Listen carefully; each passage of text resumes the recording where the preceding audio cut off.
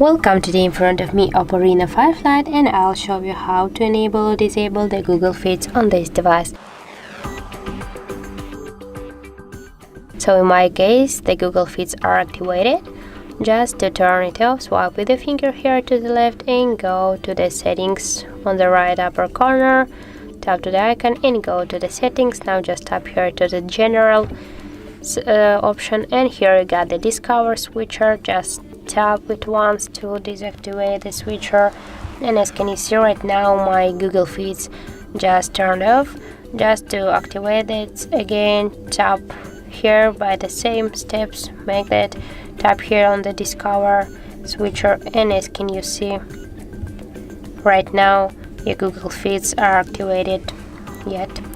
So that's how it looks. If you find this video helpful, leave like, comment and subscribe our channel.